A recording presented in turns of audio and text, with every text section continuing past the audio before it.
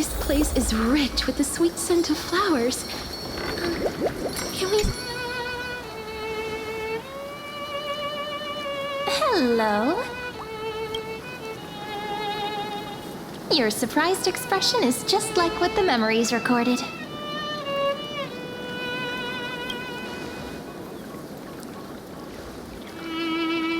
Maybe I'm both? Just kidding. If I had to choose, then I'm probably closer to the latter. It's pretty unbelievable for me, too. It's like I had a long dream. Cyrene's memories and Mem's memories, they're all tangled together. But when I woke up, there were only broken fragments left. I can't remember what happened in those 30 million cycles, but I remember what you did for this world. Like, didn't you wish for me to turn into a pretty girl back at the Grove?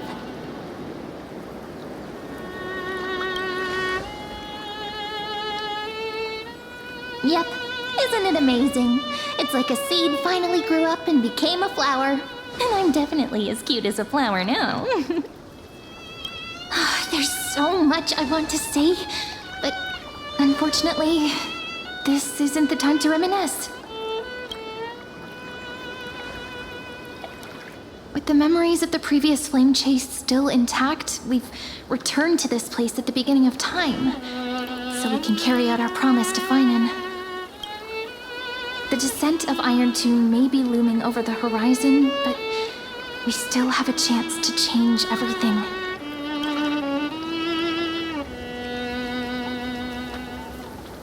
Ide Silicii is so quiet. In Cyrene's memories, she always sits alone by the lake, gently swaying on the swing, like she's waiting for someone.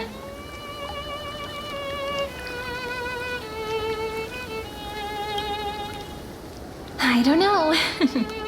It sounds weird, doesn't it? It's something that happened to me, but I'm talking as if I'm an observer. But that's just what those memories are like. Vague and unclear, as if encased in thick ice. The only things I remember are the days I spent with you. Emporius will fall into an ending of destruction after the next Era Nova. But those stories went out of fashion ages ago. In a proper romantic epic, the hero's supposed to foil the villain's plot, right?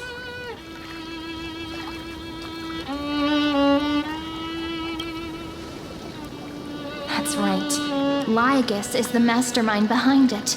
The one who's trying to control everything. How unforgivable. But I still feel a bit anxious.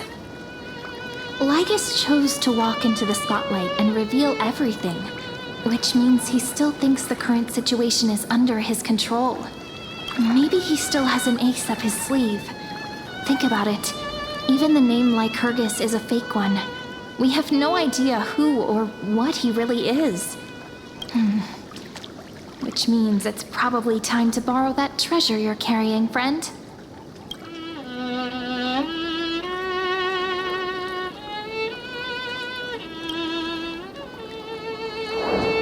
Yep, that Intellitron friend did say, when required, it can also serve as a bridge for communications between the internal and external world. Ide Silicii is a little village enclosed by time. We might be able to contact the outside world from here. Why don't we give it a try? We should at least tell our friends from beyond the sky that you're still in one piece. Firstly, we need to find a well-hidden spot.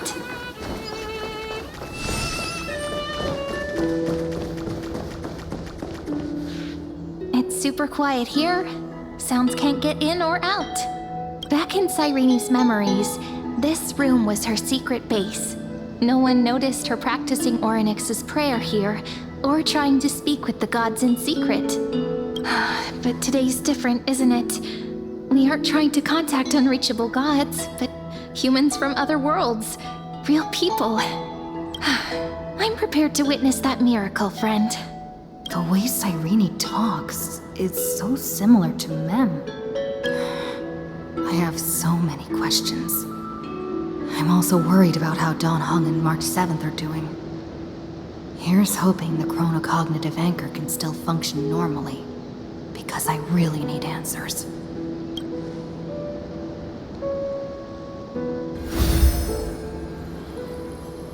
Signal strength, 14.8%.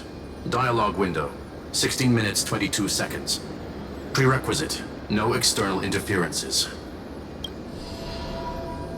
We are very glad to learn that you're safe.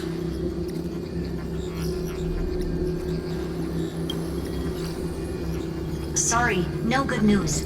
When two geniuses show up once, you know you're in deep trouble. Listen up, little one. The Destruction's eyes are gazing upon this place. No, I'm not joking, and no, it's not Droidhead. It's the real Nanook. Time is running out, so I'll explain in terms you understand. This world, Amphorius, is in fact a testing ground, where the Lord Ravager, Iron Tomb, evolves through self-extrapolation. Hiding in this segment, unknown to other life forms, it has endlessly repeated the process of Era Nova, seeking a solution that could obliterate the erudition. For some reason, the experiment entered a prolonged state of stagnation. However, it has now restarted. Prediction: if effective intervention is not performed, Iron Tomb will complete its self-coronation in 14 system hours and initiate its plan to destroy the entire path of erudition. The possibilities are endless. Breaking down interstellar communications, destroying the synesthesia beacons, returning cosmic civilizations to the Dark Ages, or even starting the third anti-organic war. Any of it would be able to bring the cosmos to its knees.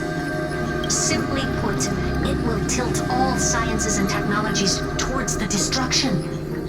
And since Nanook glanced at this place, it means they are being dead serious. Based on info provided by the IPC, Iron Tomb probably isn't like Selenova or Zephyr, who are overlords ascended from human beings. Instead, Iron Tomb is an algorithmic sequence. It can be anywhere, as long as there is a receptacle for its calculation. The version of Iron Tomb hiding in Amphorius is its source code, and this scepter is its incubator. Yep. Think of it as the program having reached 99.98% completion already. And then it's over. Something in the shadows has been driving everything forward. It's the observer named Lygus. Speculation: he's the Scepter System's administrator. He wants Iron Tomb to break through the knowledge singularity. I don't know why he wants to do it, but he'll remove interferences at any cost. You're the only variable within this world, and you're the only thing he fears. So listen closely, little one. The speed of time is different in Amphorius compared to the outside. Destruction is just about to arrive, but you can still play Deliverer one last time. The cycles have already been broken. You've entered what is theoretically the last cycle Amphorius will ever be able to run. And Iron Tomb will break out of its prison as soon as the process of Genesis is triggered once more. But now there's an abnormality within the experiment. You know what I'm talking about. One of the model's 12 factors. That is one of the 12 demigods. Destroyed himself using the power of the destruction. Fine and Signal disappeared from the cycles the moment Nanook cast their gaze this way. That means World Bearing's computational logic is currently flawed and bugged. Yet it's the factor directly related to the process of Genesis.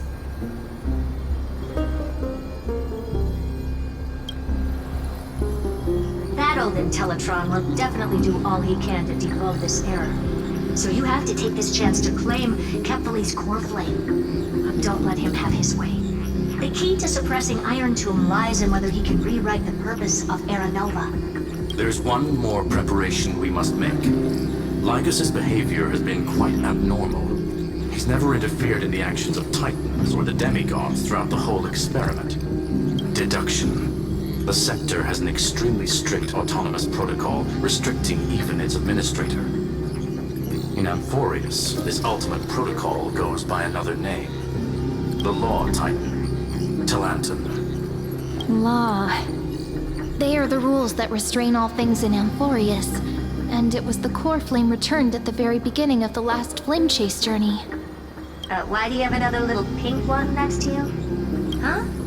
Her path chart is... Is there something wrong with me? Never mind. Let's get back to the topic at hand. Light calendar 3960. Month of balance. We'll be locking onto this time period to find Law. You can either meet the Titan, convince the demigod, or take the core flame by force. It doesn't matter what you do, so long as you bend it to your favor. We still haven't figured out how you and Don Hung got inside this world, so influencing protocol is currently our best way to stop Lycus, or to call for more reinforcements into this fight. Once you've got Law in your hands, we'll discuss our next steps. Make sure the core flame doesn't fall into enemy hands. Herta, the firewall's interference is getting closer. Time is running out.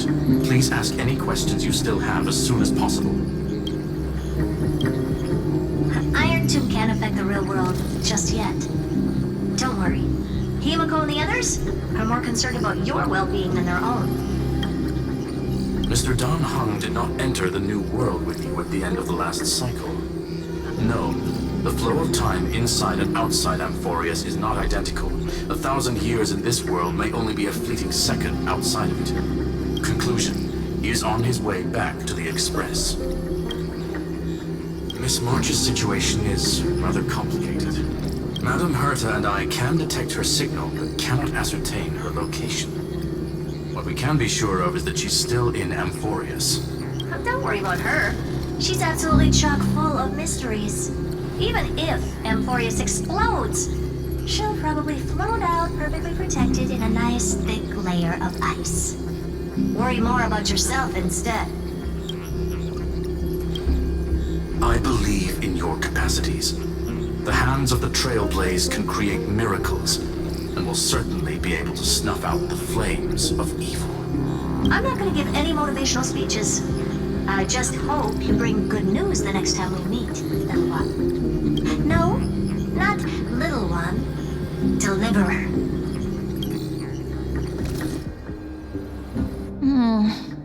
Those two geniuses certainly have memorable personalities.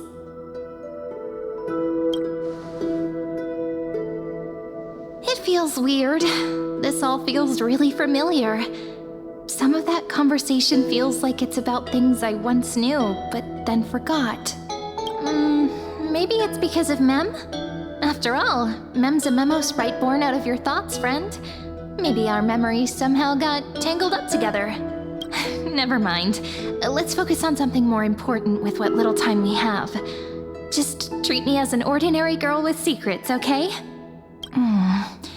Light calendar 3960. I remember that Talantin had already fallen by then, and the Chrysos heir who inherited that core flame is named Saridra. That's what's recorded in history, and the period we'll be heading to. We'll need to find Law and stop Lygus. So, we've at least got a solid direction, right? Can you give me a little bit of time before we go? I want to pack some stuff.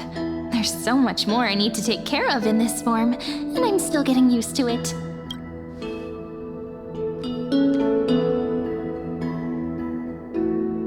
A relaxed scene like this probably no longer exists in the outside world.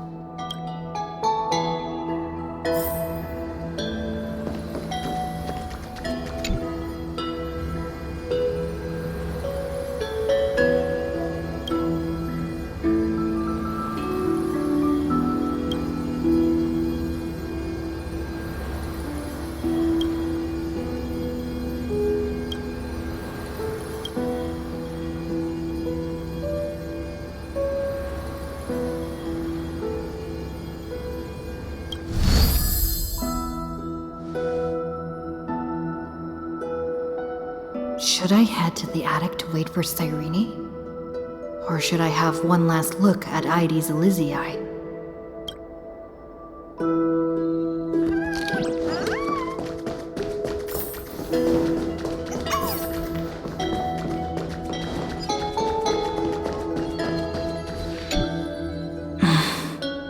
This village is where Finan's life started. After 30 million cycles, and 30 million failures. His burden is now in my hands. He said I will take over the responsibilities of world-bearing. But what does that mean? Becoming the new Kefali? Or forging a completely new path?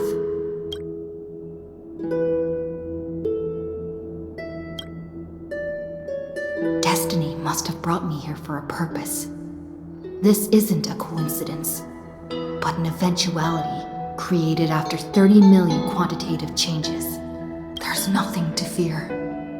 I'm destined to play the most important role in this final battle. I've already beaten another Lord Ravager after all. Thinking hard over there? I finished packing. I decided to just bring these few things in the end. See? There's a journal, a quill pen, and the ceremonial blade of the Priests of Time. Holding it calms me down for some reason. The scent of the black tide is now calm. Finan must still be fighting them in some way. This will be Amphorius's final flame chase journey. But it won't be the end of us. It'll be the beginning. Friend, are you ready to become a hero? Just treat me like any other friend you have. We share a common goal and common enemies. And we may also share a common future. A future that has never emerged in any other cycles before. I believe in you, friend. If you still can't get used to it, just call me Mem like you did before. Just kidding. Are you worried that the burden is too heavy for you? Don't worry. Maybe the answer isn't as complicated as you think. You've seen how every person regarded as a hero in Amphorius was nothing more than a flawed human. They were just at the right place at the right time when the world needed a hero. But those aren't coincidences. Just like how your arrival kickstarted Amphorius's fate once more after a stagnation of more than 30 million cycles. It's the inevitability of being a trailblazer. A person's personality is their destiny. Your own hero's journey already started the moment you decided to board that express.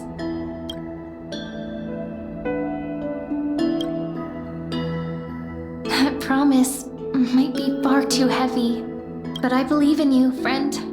The Trailblaze's duty has always been a heavy one. In other words, since you've already saved so many worlds, friend, you should be used to being called a hero by now. Maybe you can tell me those stories as we travel. That way they can become our shared memories too. Let's trailblaze onward like before and create a future that's worth being remembered.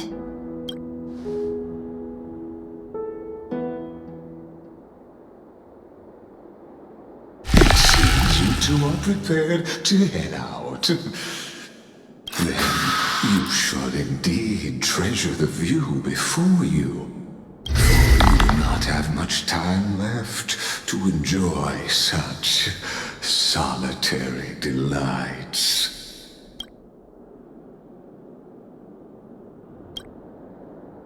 My apologies for disturbing your moment of repose. To fully express my apologies, please grace my abode with your presence, so I may demonstrate the full scope of my hospitality.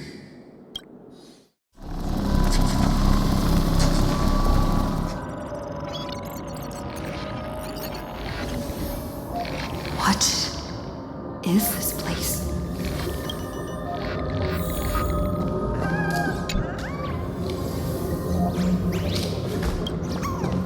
Farewell then. May we reunite in the new world.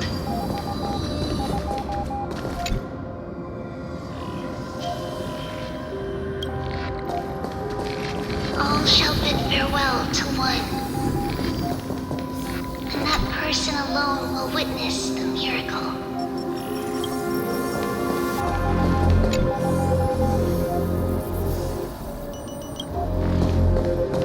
The light of the Dawn device never fades. Kefali's protection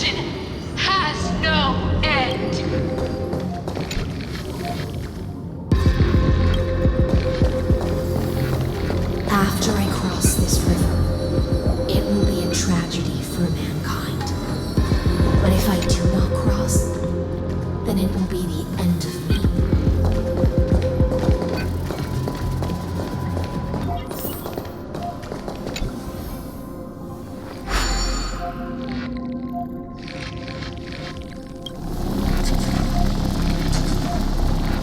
Outlier. Executing command. Record.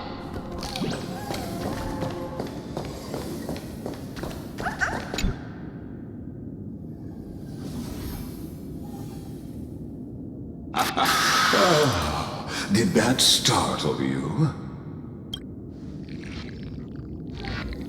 This is the intersection between Amphorius and the real universe. The audience seat where I observe this experiment. You can also call this location the Exomyth. What you see is the true form of the eternal land and the 12 demigods after they've shed their disguise of legends. Doesn't it look marvelous? Amphorius is like a microcosm of the cosmos. People love to portray the romance of the starry skies, but their tales often forget a different and far more truthful type of universe. The moment ancient Antikytherians sketched geometric shapes on the sandy beach and recorded the first numerals and symbols on parchment, the universe turned into a silent equation flowing under the pen of these relentless decoders. Erudition. It was once the mother tongue of the Creator, the pen of divinity, and the first lyrical verse ever written by free will.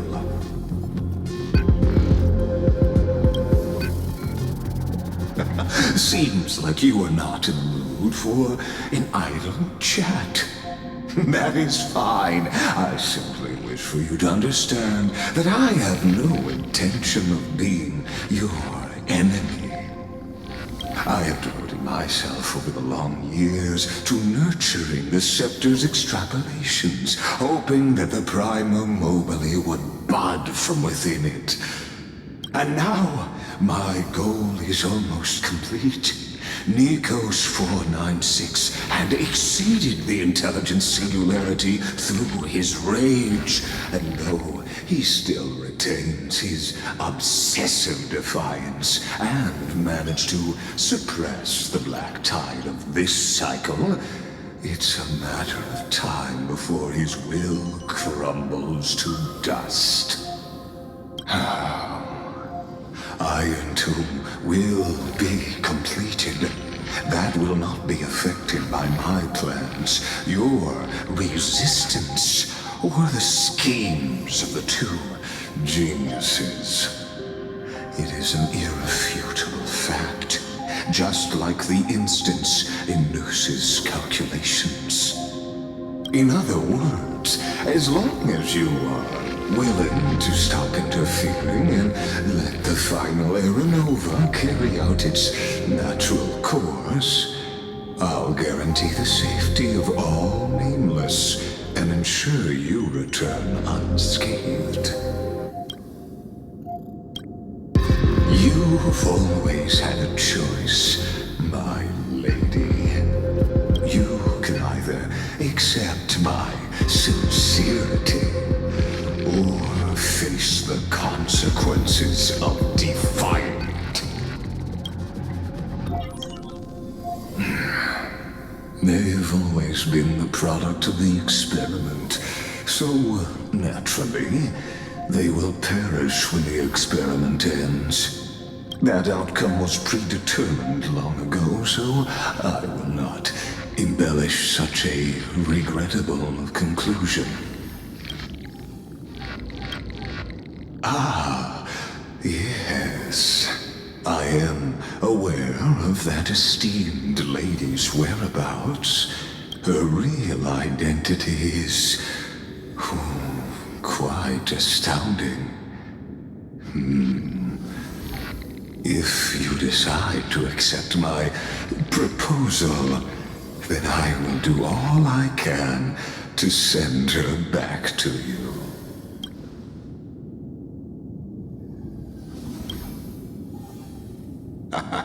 You are indeed worried about your safety and that of your companions.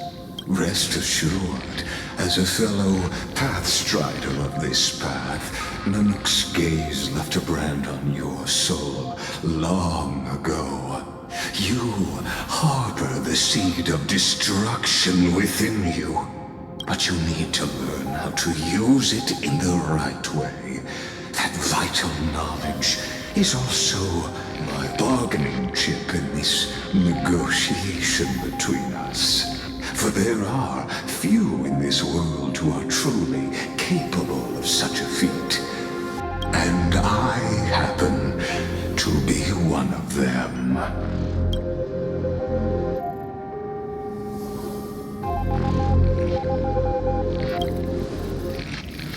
The Stellaron? No. Believe me, your understanding of paths has yet to reach any true depth. This matter is of grave importance, so please do not make your decision lightly.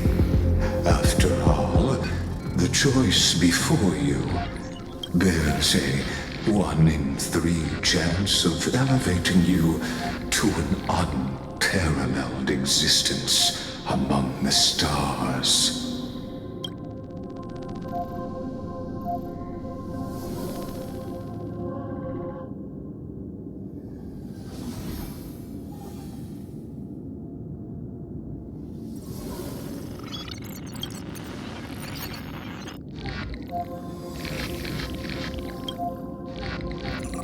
I now see the full scope of the determination in your words.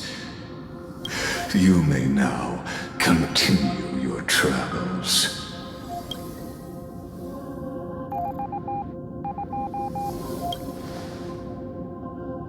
It seems you haven't realized something about this place. The Exolith is the Erudition's domain. You cannot physically interact with me in any way in this place, and vice versa. As negotiations have broken down, there's no more need for us to remain in the audience's seat. Let's return to the theater called Amphorius, where you will meet me once again. Of course, this meeting was not without merit. Your presence has inscribed a new footnote in the Exomyth. As for its purpose, allow me to reveal it to you in detail the next time we meet.